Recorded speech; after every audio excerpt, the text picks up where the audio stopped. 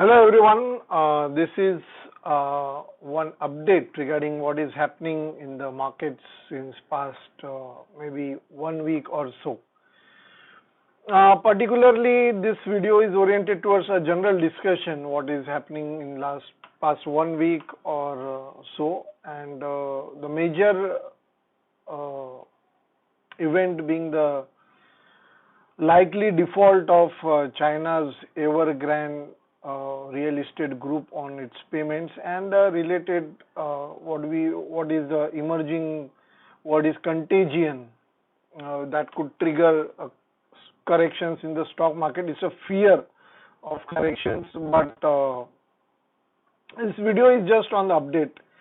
ये जो भी हो रहा है, एवरग्रैंड एक बड़ा रियल एस्टेट ग्रुप है चाइना का, वो पेमेंट डिफॉल्ट किया है, कर सकता है ये कॉन्टेक्स्ट में, और एक बहुत हेवी डेट है, अराउंड 90 to 100 बिलियन डॉलर का उनके ऊपर डेट है, and in the bracket of 300 billion dollar उनका ओवरऑल जो है, वो सब मैंने थोड़ा गो थ्रू किया हूँ figures, but important point is that what ever is happening, ये जो भी हो रहा है, it is because of the stricter controls imposed by the Chinese government. ये कोई मार्केट ड्रिवन इवेंट नहीं है कि market itself is correcting or company is getting defaulted because of the market situation. It's not like that. वो company default कर रहा है या डिफॉल्ट होने का चांस बढ़ रहा है because the Chinese government has put forward some stricter regulations on the real estate sector. कुछ रेशियो उन्होंने डिफाइन किए, दैट जैसे बैंकिंग का एक रेशियो रहता है, कैपिटल एडिक्वेसी रेशियो रहता है, बैंकिंग सेक्टर को स्ट्रिक्टर रेगुलेशन है क्योंकि पब्लिक मनी इन्वॉल्व है, and so on, there is a public deposit. इस वजह से जैसे बैंकिंग सेक्टर को एक स्ट्रिक्ट रेगुलेशंस इंडिया में है और दुनिया में भी काफी देशों में स्ट्रिक्ट रेगुलेशंस बैंकिंग के ऊपर है, तो वैसे ही चाइना में ये जो ग्रुप है, real estate in general, I am not talking about the company, they have put forward some strict regulations due to which there is a situation or there are some consequences which led to this event.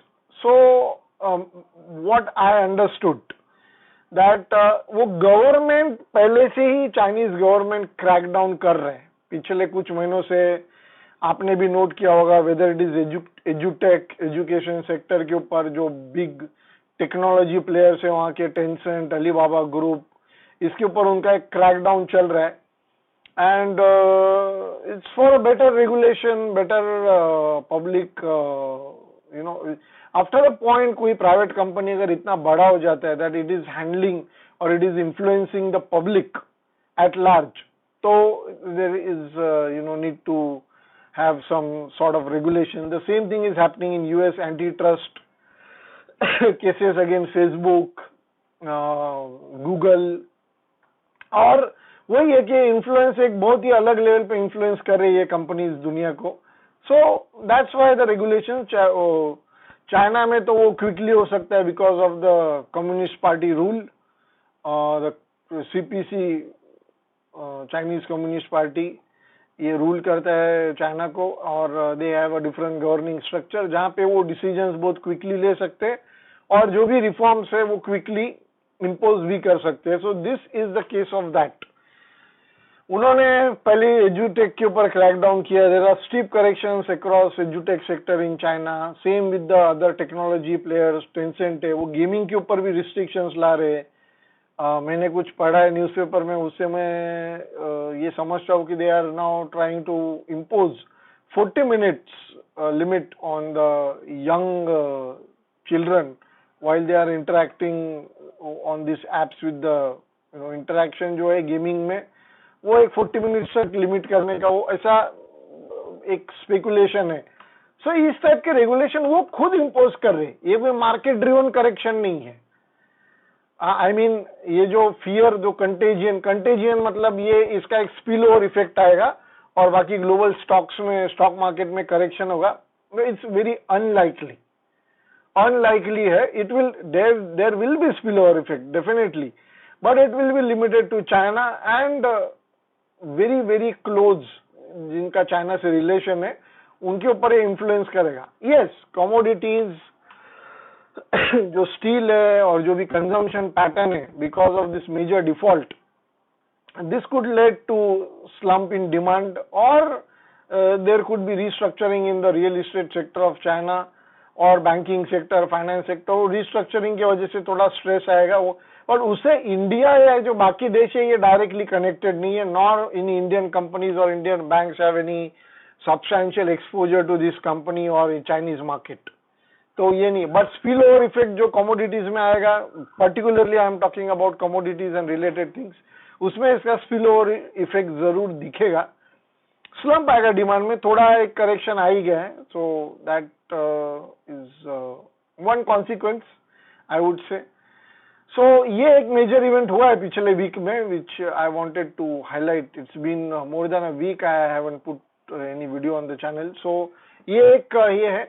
I am waiting for the September quarter results. अभी results आना शुरू हो जाएंगे और जो P ratio बढ़ रहा है कंपनीज का, आपने देखा होगा कि जो कंपनीज हम लोग ये चैनल पे ट्रैक कर रहे हैं या फ्रीक्वेंटली मैं वीडियोस डाल रहा हूँ, बाकी भी कंपनीज जो है रियल एस्टेट सेक्टर इंडिया का और वो बिल्डिंग मटेरियल सेक्टर जो मैंने बार बार हाईलाइट किया है, लॉजिस्टिक सेक्टर है, ओवरऑल तो हर सेक्टर बढ़ ही रहा है, ऐसा कोई पॉइंट आउट करने जैसा है नहीं.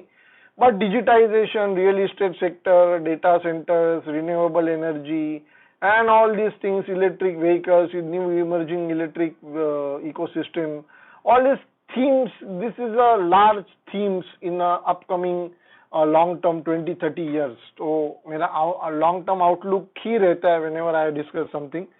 तो ये एक event था तो थोड़ा it could have disrupted the markets, or to some extent it has created a fear in the market, but no. This will not affect us, Indian market, substantially. So I think वो rebounds आ भी गया है, और आगे भी whatever, अगर China में और भी कुछ क्रैकडाउन होता है किसी चीज के ऊपर, रियल इस्टेट है, कल को बिग डेटा में हो गया है, कुछ भी हो गया, उसका बाकी दुनिया के ऊपर ऐसा कुछ खास इम्पैक्ट आएगा नहीं. Nor Chinese companies are heavily invested in India, nor in other countries. तो वो एक क्लियर, वो उन्होंने एक इंसुलेशन अपना बना लिया है, एक इंसुलेटिंग लेयर है चाइनीज इकोनॉमी और बाकी दुनिया के बीच में. Although China is a major player on a global landscape, but there is some sort of उन्होंने एक अपना एक फायर वॉल क्रिएट कर रखा है. तो उसमें से वो ये इसका एक पॉजिटिव चीज ये भी है कि इसका अपने ऊपर या बाकी मार्केट्स के ऊपर डायरेक्ट इम्पैक्ट नहीं होगा. Of course it's a matter of concern, it will have consequences, but जितना एंटिसिपेट किया था बिगिनिंग में उतना हुआ नहीं और होगा भी नहीं, अभी होगा भी नहीं. वो उनका इंटरनल मैटर है, they have very strong regulations, और वो स्टेट रूल्ड इकोनॉमी है, तो they can directly take over any company and revive the sector or restructure it very quickly.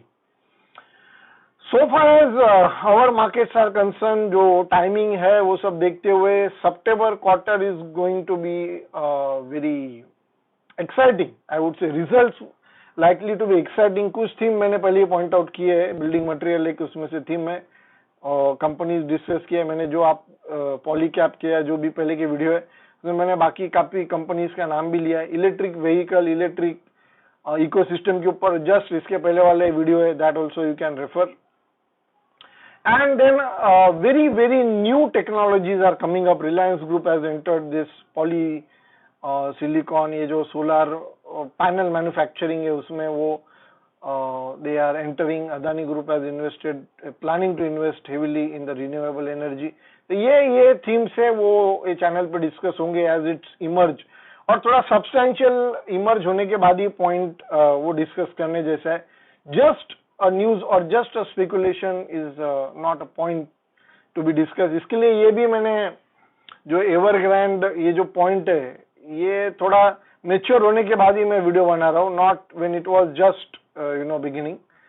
So that was it about the update. We are waiting for, and yes, there are many annual reports now been released. I am definitely going to cover that on this channel. whichever companies we track or whichever company I find interesting, आपको कुछ लगता है कि discuss होना चाहिए, you can comment, always you can comment. हमारा Instagram channel है @thebreakeven point, there also you can put forward your views, you can comment, you can message me. ये कवर कीजिए, definitely I will try to cover that whenever I get time. Thank you for watching the video. Please do share this video with your friends, relatives and like-minded people. Subscribe to the channel for interesting updates. Thank you very much.